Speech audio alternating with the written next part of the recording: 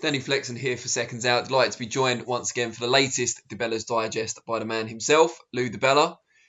How's your week been, Lou? I have a show tonight, Danny, on Showbox. Brandon Lee's in the main event. He's a terrific prospect, managed by Cameron Duncan. But I got three of my guys in 50-50 fights. I have three excellent fights on the undercard in the lightweight division. And all three of them should be like 50-50. But this is a terrific show. So if you get the opportunity to watch this one, check it out. Good stuff.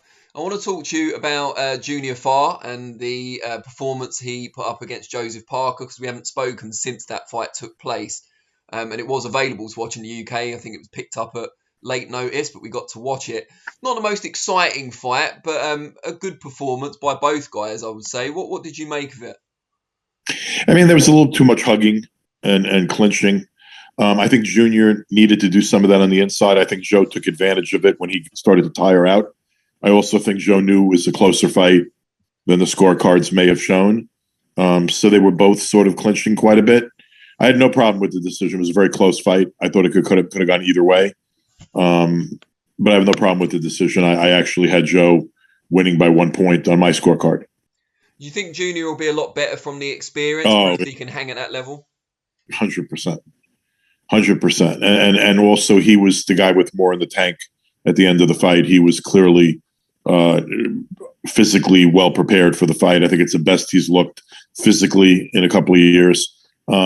He needed that kind of fight to prove to himself that he could stand up there with the guys that are already fought on the highest levels. And Parker was that kind of guy. It was a very big leap in class for Junior, but I thought he responded very well, and I think he'll get some big fights coming off of that. He's certainly an up and coming star in New Zealand right now. And shortly after the fight, it was revealed that after a long period together, Joseph Parker has split with his longtime trainer Kevin Barry, and is now going to be trained by Andy Lee. What do you make of that move? Because Lee's obviously very well respected, but largely inexperienced so far as a trainer. I think, first of all, there was a long run with Barry and Parker, and then they had a very successful run. And it didn't end on a loss or a horrible performance. It ended in a close victory. They laid it off on geographics, and that may have something to do with it. But sometimes, particularly when a fighter is entering a different phase of his career, sometimes a change is not a bad thing. And I'm a big Andy Lee fan. I think his demeanor in general, he's a classy guy. He was a terrific fighter. I think he's very smart. I think he has a very high ring IQ. And I think he's a good communicator, and a good teacher. And I think when you have universal respect, that's not a bad place to start, when you're training world-class fighters. So I think Andy was a good selection for once the decision was made to break up with Barry and leave, not work together any longer. And obviously, I got no opinion on that. It seems to have been a mutual decision. Once that decision was made, I think Andy's quite a good choice, actually. And we've also seen one of our top prospects / contenders, Joshua Buatsi, relocating to the US to train with Virgil Hunter. Seems like a good move for him, perhaps. I think a change of scenery might be good for him. Virgil's also a good trainer. I think. What do you think about will he get better sparring here? Do you think it'll be better gym work here? Do you think he'll be able?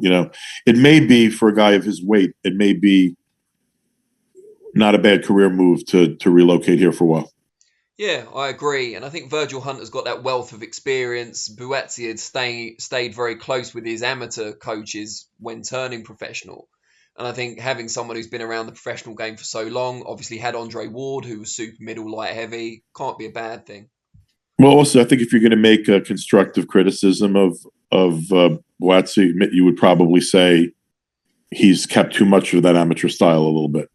So, a guy that's going to sort of force him more into a pro game and a situation where he's likely to find more high quality sparring and gym opposition at light heavyweight than he would have if he stayed in the UK. I think it's probably a good move for him. We heard from Manny Pacquiao this week after a long silence and even longer time out of the ring, of course. I know he's got other things to keep him occupied, but we want to see him back. It's looking like, from his comments, he's edging towards Mikey Garcia, but says they're still in talks with Terence Crawford. Which of those two, if you were in the Pacquiao team, would you be going for?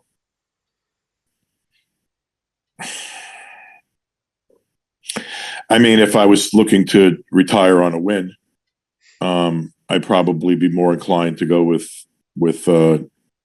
Mikey Garcia, though I don't think it'll be a walkover. I think Mikey's a terrific fighter. I just think Mikey's over his weight at 147. But from it's from the standpoint of a fan, I'd probably rather see the Crawford fight. I don't think one of them is infinitely bigger than the other from an economic standpoint, though I think the Crawford fight on paper figures to be more competitive. But if I was Manny, I'd probably fight Mikey. How big a favourite is Manny in that fight? I mean, Mikey didn't look great against Spence. As you said, he's outside of his weight class, but he's got a lot to prove now, and he is an excellent fighter. I don't know. I would look at it probably somewhere like 7-2. Wow, okay. 3-1. What would you think? I don't know. I think it was a bit closer than that. I know if you compare both their previous performances, it's kind of no contest, isn't it? But I don't know. Mikey's looked amazing in pretty much every fight apart. Well, the other thing is at some point, Manny is getting older, and at some point it's going to show.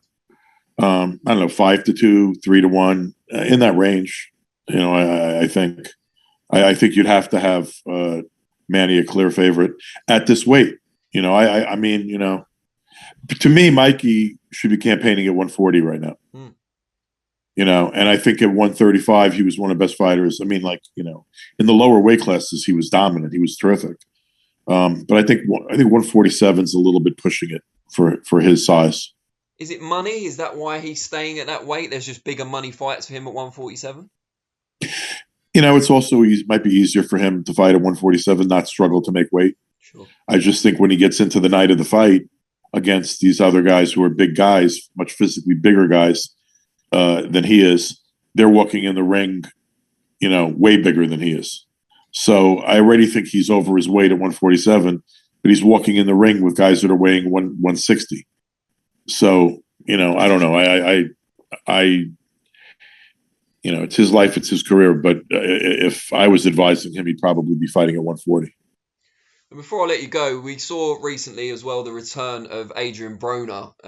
Not a great performance from him, it's fair to say. And there was the weight change quite close to the fight as well, the weight limit. Is it too late for him now to kind of, and I don't want to say turn things around because he's 4-division world champion. It's not like on paper he's had a pretty good career, but can he still achieve his potential? No, probably not. I think there's a lot of wear and tear on him just from style of life and he puts a lot of stress on himself sometimes with his own behavior. Can he have moments where he shines again? Can he look good look? I think it's possible that he could elevate to a bigger fight and rise to that level. I mean, he's clearly a world class guy in terms of innate talent. Sure. But I don't think you're gonna see him. I don't think he's going to turn it around and have a wholesale different type of career. I don't expect that. No. Lou, it's always insightful. I'm going to wish you the very best for your show tonight. I'm sure it'll be terrific. By the time people watch this, it'll already have happened, but I think they'll be able to look back on it on wherever it's available in the UK and assess how it all went. But you can talk to me about it next week and let me know your thoughts. I look forward to it. Have a good week. And you, take care, Lou. Speak soon. Take care.